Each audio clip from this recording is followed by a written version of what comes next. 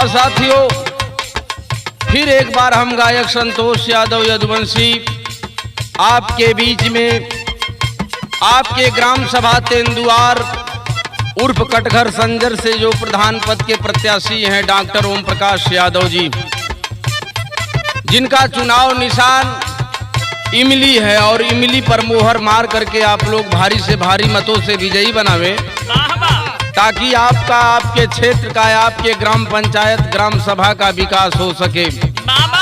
मैं अपने गीत के माध्यम से संकेत कर रहा हूं कि इस चुनाव में एगो औरत अपने मर्द के समझावत हो कि आवे के तो बहुत लोग आवत हुए, लेकिन एगो हमार बात सुना। का बतौले बा मास्टर?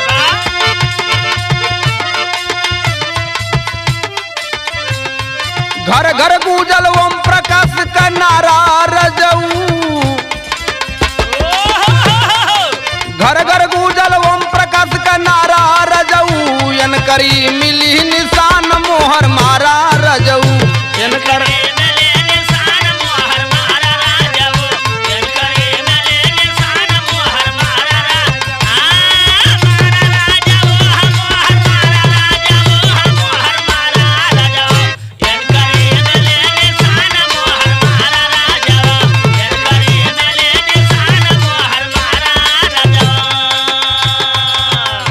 मेहरारू अपने मर्द से बतावत है कि ये सैया बड़ा प्रत्याशी बड़ा निशान लेके आयल हुए, लेकिन जौनी इमली निशान हो ये सन 2021 का सबसे ऐतिहासिक चिन्ह बा।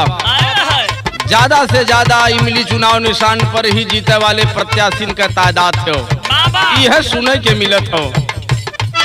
ये हर वो हर घूमा जानी माना हमार बातिया,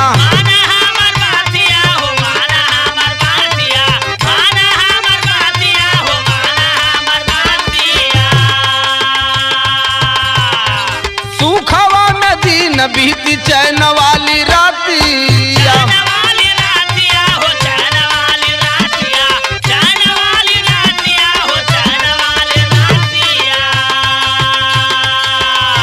सुख और शांति दोनों मिली हमनी के। ऐसन प्रत्याशी हुए कि इनकर दुख और सुख देखले के बाद महसूस पड़ाला कि समाज सेवक के रूप में ही अपन जीवन व्यतीत कर चाहत हुए। डॉक्टर का उपाधि हो जनता का सेवा करेलन, विरोधी का सेखी अब की झारा रजऊ, विरोधीन का सेखी अब की झारा रजऊ, इनकरी मिली निशान मोहर मारा रजऊ, इनकर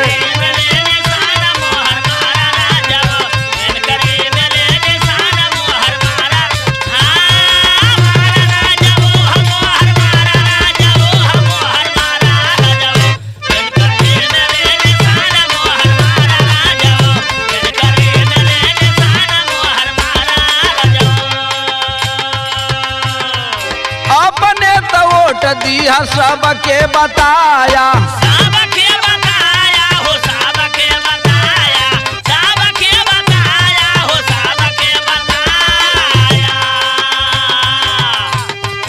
अपने भी वोट देवल जाई, जहां तक हो सकी तो डॉक्टर साहब का प्रचार भी कयल जाई। यह मेहरारू अपने मर्द से बतावत हो, अपने तो वोट दिया सबके बताया, सबके बताया हो, सबके बताया, सबके बताया हो, सबके बताया। डॉक्टर ओम प्रकाश जी के विजयी बनाया, विजयी